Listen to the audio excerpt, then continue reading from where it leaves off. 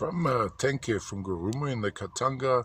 Quite an interesting formation here. Now, there's something typically I'd expect to find a core of malachite which has been coated by druzy quartz or even chrysocolla.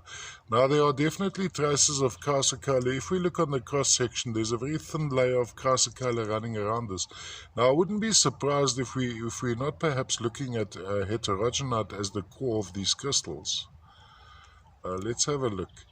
Of course, typically we'd expect on this particular formation, we'd expect to find the green of the malachite. Underlying definitely a form to this guy, so as we move him around, and there's almost a yellowishness to brownishness which would lead me towards the inclusion of the heterogenite.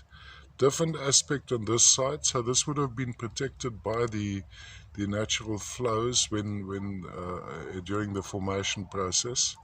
Let's look at this angle. Let's see if we can zoom in a little bit over here. There's something rather interesting. Now the matrix itself, let's look at that. Let's see if we can zoom in closer.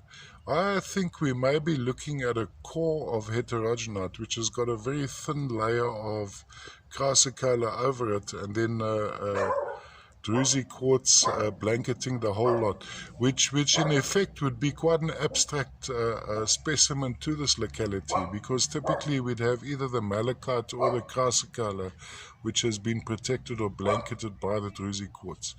From a display point of view, can be displayed all the way around on a turntable as little, well, even stalagmites, stalactites. Now, a heterogenite would have a botryoidal form, so it could very well form a lengthened stalagmite, stalactite.